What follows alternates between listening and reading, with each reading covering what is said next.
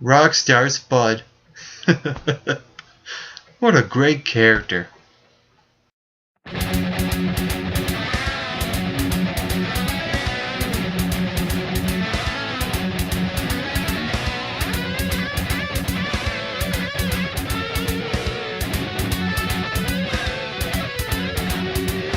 So on this episode of TNA Impact Wrestling, the show kicks off pretty strong, I thought, in my opinion, where you have MVP come out and he cut his promo. He was trying to find his words throughout the beginning. He was kind of struggling to find his words, but he somehow managed to pick himself back up, and I think he got his point across very well. It wasn't one of his best promos, but to me, like I said, he got his point across. And with that being said, he came out and he talked about how Dixieland is officially over, and that he mentioned what happened at the end of lockdown when Bully Ray turned on Dixie Carter, and went on to talk about that he's the new director of wrestling operations, and that there's a new code within Impact Wrestling, and that is the monitor of motivate, validate, and participate.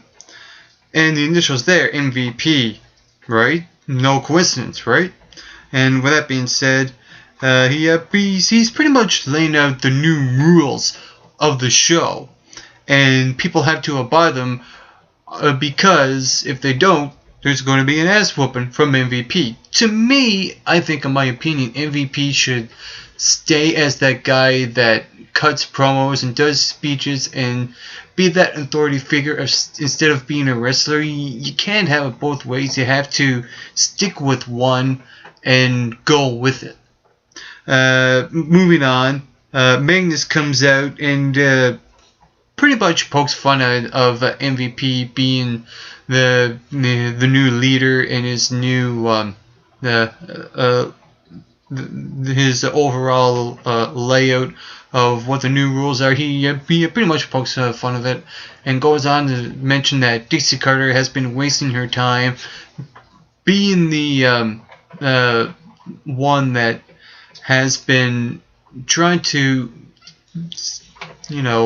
keep her job, etc., and now focused on Magnus himself, not fighting on his own, being the World Heavyweight Champion. He goes on to mention his new bodyguard, his new, lackey or whatever you want to call it. Abyss comes out. He has this new attire. It's a little interesting. I think, to me, the thing that should change is that we all know that he's Joseph Park anyway, so why not just not give him a mask, because we know who he is. You can have him as Abyss without the mask. That would make perfect sense to me, because to me the mask now, there's just no mystery. We've seen his face now. We know who he is. I think they could have had that opportunity to go with that, and they didn't. I'm kind of disappointed in that area. It's just a little nitpicky issue I have with Abyss's character aspects. That's all I'm saying. But anyway, moving on. We get to see MVP talk about how Abyss is now motivated by destruction, and he's motivated by money and power. And MVP comes back with his win at Lockdown, and he also mentions that he will make sure that everyone gets equal opportunity. Out comes Samoa Joe, and MVP makes the announcement that for next week, Samoa Joe will face Magnus for the World Heavyweight Championship, and that Joe will have free reign to take out Abyss right after, and he just goes right after him. I like that from Joe. He's showing his rage, and they're keeping Joe in that area with the title picture, and they need to keep him in there. And I like what they're doing with him, but I think they should have gave him the World Heavyweight Championship out of Lockdown. That's just my opinion on that subject. But overall, I think the way the opening segment was was pretty good. It was very solid with MVP, Samoa Joe, Abyss, and Magnus' speech as well. Everything worked, I think, in my opinion. Even though there were little nitpicky issues, to me, this was a good way to kick off Impact Wrestling. The next thing that happened on the show is a knockouts match. Now, it is Brittany going one-on-one with Gail Kim, and here I'm thinking, alright, TNA is bringing in a new knockout to the roster. Okay, let's go somewhere with this. Alright, I'm on board. Let's get this match. We have the match. Gail Kim, Brittany going at it in the ring. And then all of a sudden, you have Lady Tapa come in out of nowhere and try to cost Brittany the match, only to squash Gail Kim in the corner, and the referee doesn't even disqualify Gail Kim or Lady Tapa. Ridiculous! What a logic fail! And on top of that, they make a new knockout. They have a knockout debut on the roster, only to have her as an afterthought for what happened after that. You had Lady Tapa, Gail Kim, push and shoving each other, and they get into a fight. They break them up, and I'm like, okay, that escalated quickly. To me, if you're going to split up two people, the one who's aligned with someone else, you will want to build up on that. And to me, there was nothing. There was maybe only small little bits that I probably missed, but overall, to me, there was no real build-up into splitting up Gail, Kim, and Lady Tapa. It just felt like out of the blue. And they made a knockout debut on TNA look like an afterthought. What horrible knockouts booking. Oh, it just bothers me what TNA has been doing, even with the Gail Kim open challenges and how they drop them, and now they have this and then they drop that. It's just ridiculous what they're doing. And that's not all. I'm actually going to get into another thing that happened with the Knockouts division that happened on the show, and you won't believe how I'm going to butcher this up to bits.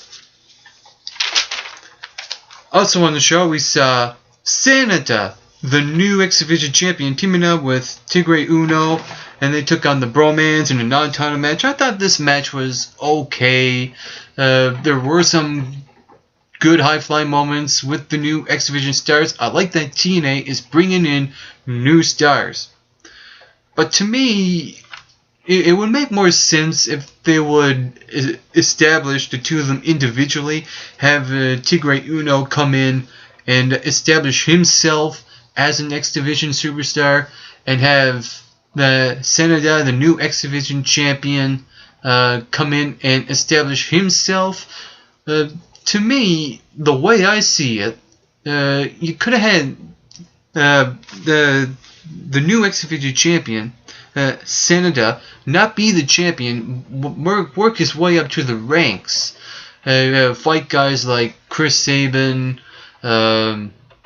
Daniels, Kaz, all those guys that could help not benefit, but could help gain benefit for the other guy to build themselves up as the X Division superstar and become the X Division champion. But they just decided to throw the title on the new Japanese wrestler.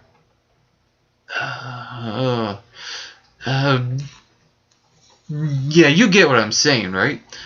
So with that being said, even though I like what they're doing with the X Division, they're bringing in new talent, to me it's a little bit way too early for a new Japanese wrestler to come in and to be the champion. The one thing I did enjoy was the Great Muta talking to Sanada. I'm getting that wrong again. He was talking to him backstage. He was pretty much being his endorser, talking about how we need a breakout guy in Japan to come in America to hopefully make it in the wrestling business in America. That stuff I like. More of that, please. And with that being said, like I said, this match was okay, but they could have done a lot more with it. Moving on, we get to see Bully Ray. Now, he's been backstage. He comes in, and he gets attacked by the Bromans, Zima Ion, and Bobby Roode comes in later on, and Rockstar Spud is yelling at the guys that are attacking Bully Ray. And then after that, Bully Ray comes back and gets his revenge on the Bromans and Zima Ion. He pulls the wedgie on Zima Ion, and you can see his butt showing. I'm like, oh, good God. Funny. And after that, Bully Ray comes out. He cuts his promo. He talked about how his career flashed before his eyes, and Bully Ray said that he saved Rude for not being the next Dixie Carter. That was his reason why he turned to a babyface. And I'm like, that's all? I mean, there should be a lot more to that story. And Bobby Roode comes out, and there's a table in the ring, and the show ends with Bully Ray slamming Bobby Roode through the table. And to me, I'm not really feeling it with Bully Ray, because Bully Ray, last going off before he done this, he was threatening to pile drive Anderson's wife and his kids and his babies and stuff like that. And I'm amazed how he went from that to being a babyface, and it's just not working. To me, he's much more better as a heel than he is a babyface, because he can generate. He's a guy that can generate a lot of heat from the fans. He could get the fans so riled up, he'll actually make you want to go into the ring and beat the crap out of him. That is how good he is as a heel, and he just doesn't resonate at all as a babyface. It's just lacking in that area. And to me, this whole feud with Bobby Roode and Bully Ray is, to me, it doesn't feel all that believable. I hope this goes in a way where this helps Bobby Roode for his career, because really Bully Ray really doesn't need to do anything anymore, and he's done everything. And I think Bobby Roode is a guy that should have another title run, and I think with this feud, the one that gains the most benefit out of this rivalry is Bobby Roode. Going on to the next thing that happened. Well, not the next thing, because I'm pretty much doing this review out of order, is Samuel Shaw. You see him backstage. He's supposedly talking to Christy Hemme, and later on we get to see Samuel Shaw and Mr. Anderson go at it in a street fight. And I like the idea of Samuel Shaw coming out with the half mannequin that looks like Christy Hemme, and both him and Anderson are using it throughout the match. So there was actually some interesting psychology throughout this match, and I think it was even though I think that Samuel Shaw should have won. To me, I don't feel that way. It feels like it all depends how you lose. And I think Samuel Shaw losing, not sure if it was the right way to go. You can make the argument that those two are going to have, the tie-breaking match. I can absolutely understand that. And it's all how you lose a match. And where the camera pans on you, you want to make people believe that this whole thing is going to continue, and you want to make them believe that you're selling your emotions very well. I think this was Samuel Shaw's the match, in my opinion, even though he lost. And he done a great job in his psychology. He's improving on the mic, and to me, he's the guy that gains the most benefit, because Anderson really doesn't need to do anything, and this is all Samuel Shaw. The only big issue what I have with this match is that they decided to build this up as a street fight, and we never really got that. This was not a street fight at all. There were no weapons involved. There were no street clothes. So what was the logic behind that booking? Weird. Anyway, moving on. To me, the next thing I'm about to talk about is the highlight of the night. And to me, this was Rockstar Spud's show overall. What happened was that Ethan Carter and Spud came out with the big portrait of Dixie Carter, and it's pretty much the Dixie Carter memorial service, and they're mourning the loss of Dixie Carter. And Rockstar Spud, throughout this entire segment, I could not stop laughing at him. He's so good. The guy is just oozing charisma, left, right, and center, and he just cracks me up. And EC3 was playing his role very well. The guy that was not speaking at all, who was going along with Rockstar Spud, this was gold. This was the highlight of the show, in my opinion. And there was one line that the Rockstar Spud said. He said that Dixie Carter picked me up from obscurity like the baby Jesus in a manager. The lines he was shooting up, it's tremendous what goes through this guy's head. It's amazing how they done the speech on this show, and the tribute video as well was great. Everything about this was absolutely incredible. I cannot stress this enough. And after that, you know, Rockstar Spud do his parody of the American trilogy until MVP comes out, and to me that just ruined it. I'm like, oh dude, you're killing me. Why did you come out now?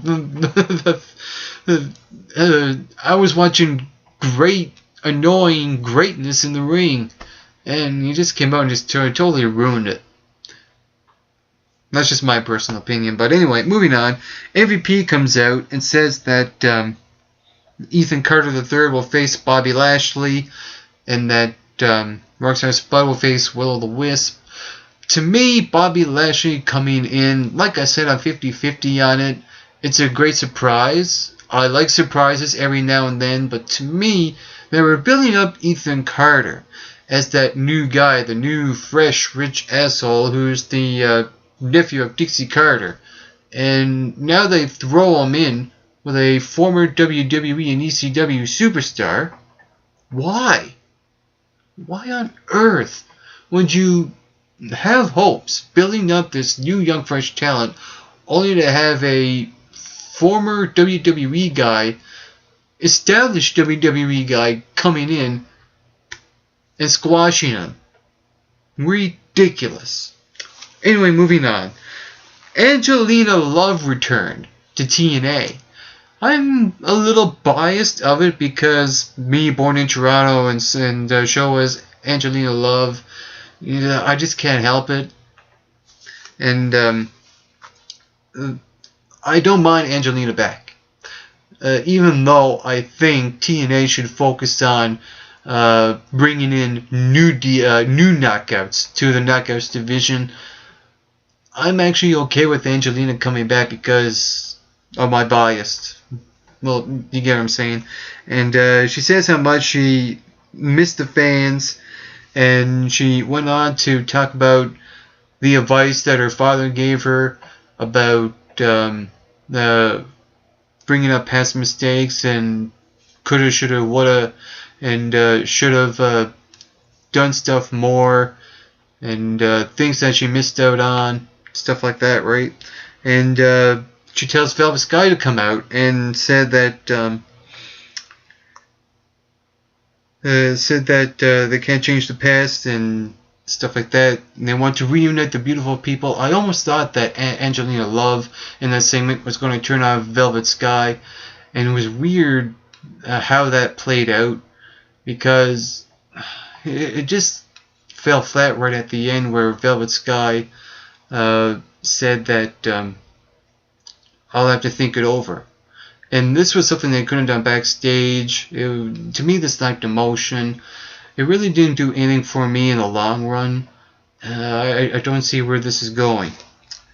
But overall, this was an okay show. And we saw the Rockstar Spud versus Willow match. And Rockstar Spud was absolutely gold. Not just in that talking segment earlier on, even in this match. And you had Willow pretty much destroying Rockstar Spud with the steel chair to the leg and climbing up the ladder and splashing on him. Stuff like that you just live for.